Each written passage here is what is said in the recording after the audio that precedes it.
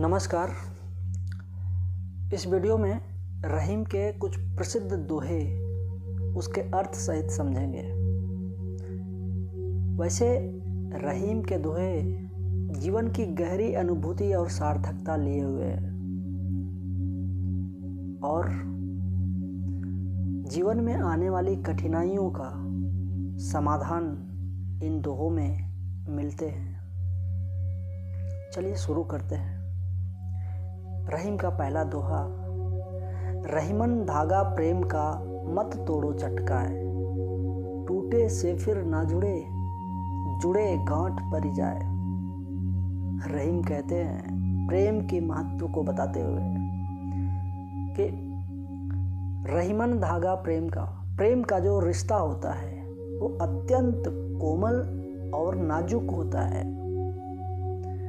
मत तोड़ो चटकाए, उसको चटाक से मत तोड़ो, झटके में मत तोड़ो, एकाएक मत तोड़ो, सोच समझ लो।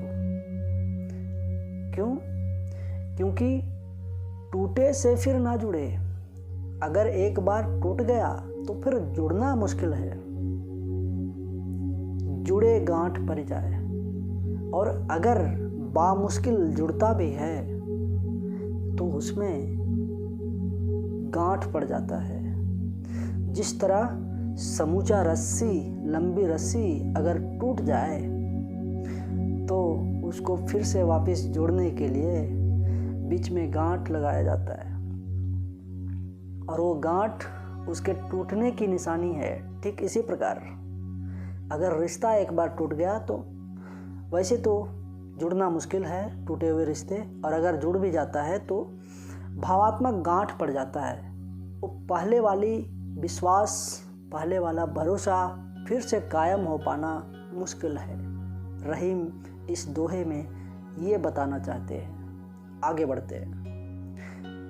रहीमन देखि बड़ेन को, लघु न दीजिए डारी, जहां काम आवे सुई, कहां करे तरवारी। रहीम कहते हैं कि बड़ी वस्तु को देखकर छोटी वस्तु की निंदा मत कीजिए, छोटी वस्तु का तिरस्कार मत कीजिए। बड़े से दोस्ती करने के चक्कर में छोटा व्यक्ति का निंदा मत कीजिए, उसको तिरस्कृत मत कीजिए। क्योंकि जीवन में काम किसी से भी पड़ सकता है, साथ कोई भी दे सकता है, सहयोग कोई भी कर सकता है। रहीमन देखि बड़ेन को, लघु न दीजिए डारी। लघु का अर्थ होता है छोटा। छोटा को मत डार दीजिए, मतलब मत छोड़ दीजिए, मत फेंक दीजिए। जहां काम आवे सुई, कहां करे तलवारी। जहां सुई का काम है वहां तलवार क्या कर सकता है? कुछ नहीं। सुई छोटी होती है, तलवार बड़ी होती है। तो क्या सुई का काम तलवार कर देगी? नहीं करेगी। सुई कपड़ा सिलने में काम आता है, तो उस कपड़ा को क्या तलवार सिल देगी? नहीं, और काट देगी और खराब कर देगी।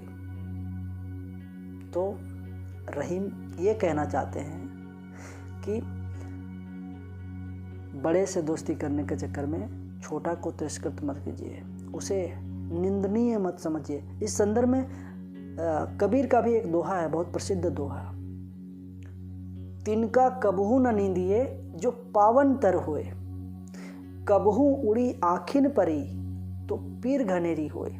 तिनका जो छोटा होता है, मान लीजिए कोई धूल का कण है या फिर कोई पदार्थ का छोटा कण, अगर गलती से जो पायन तले होता है, जो पैरों के तले होता है, उसको कबीर कहते हैं कबहू न नींदिए।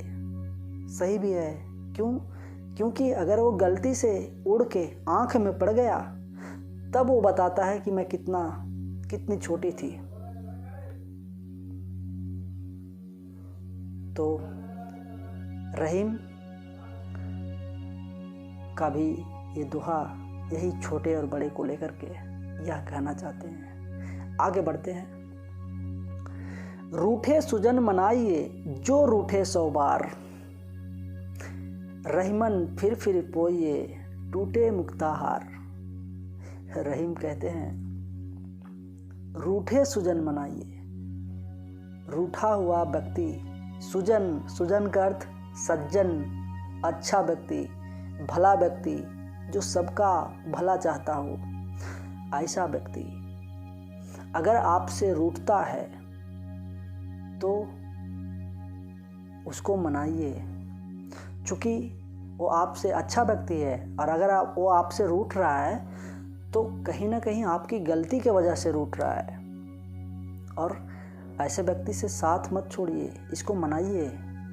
जो रूठे 100 बार, अगर वो 100 बार भी रूठता है तो 100 बार उसको मनाइए। रहीमन फिर पोइए टूटे मुक्ताहार।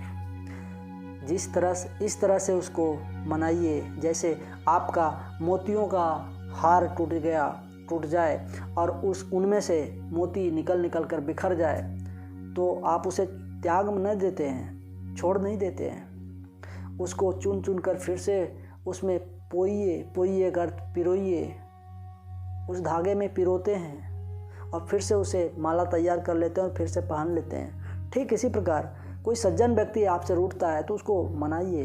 100 बार भी रूठता है तो 100 बार भी मनाइए, क्योंकि वो रूठ रहा है तो आपकी गलती की वजह से रूठ रहा है। चलिए आगे बढ़ते हैं। जो बड़ेन को लघु कहें, नहीं रहीम घट जाहीं। गिरधर मुरलीधर कहें, कछु दुख मानत नहीं। क्या बात है। रहीम कह रहे हैं कि जो बड़ेन को लघु कहे, नहीं रहीम घट जाहीं।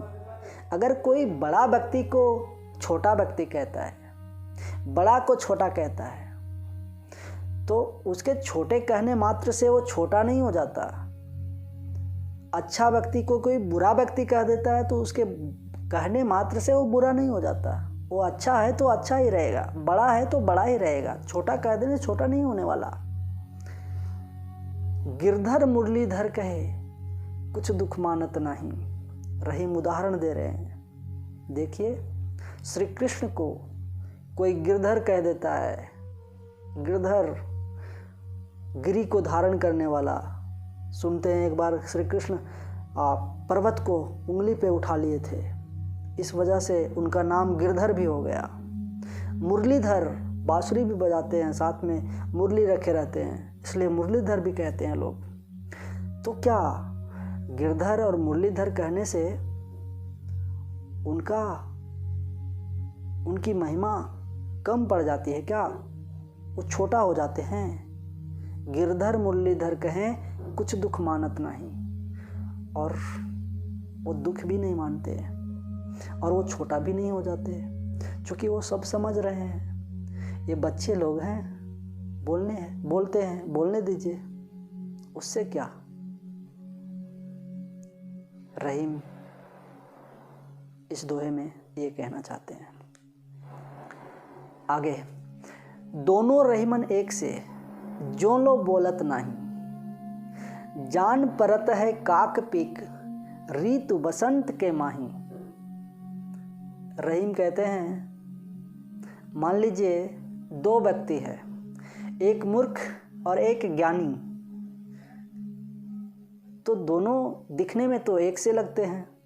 दोनों का 2 हाथ, 2 पैर, 2 आँख, 2 कान, एक मुंह, एक माथा, पीठ, पेट, सब तो एक जैसा। देखने से कोई लिखा थोड़ी है विद्वान है, ये मूर्ख है, कुछ नहीं।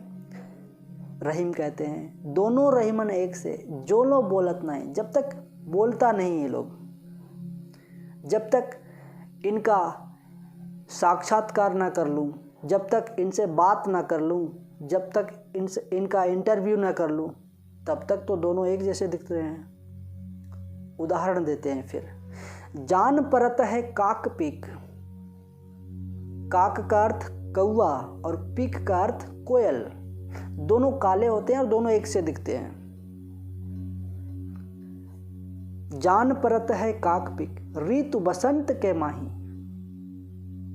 लेकिन बसंत ऋतु का आगमन जैसे ही होता है, कोयल सुरीली आवाज निकालती है अपने मुंह से, कुहू कुहू की, और भेद खुल जाता है, पता चल जाता है कि कौन कोयल है और कौन कौवा है। कौवा की आवाज़ काँव काँव, कोयल की सुरीली आवाज़ कुहू कुहू।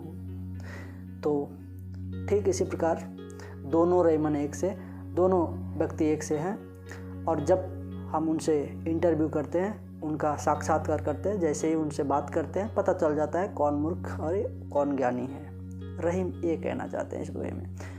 तो इस वीडियो में इतना ही रहने दीजिए, फिर अगली वीडियो में इससे आगे के दोहे पर बात करेंगे। आपके कोई प्रश्न हो तो आप कमेंट बॉक्स में पूछ सकते हैं, मैं उसका जवाब देने का भरसक प्रयास करूंगा। तब तक के लिए धन्यवाद। जय हिंद।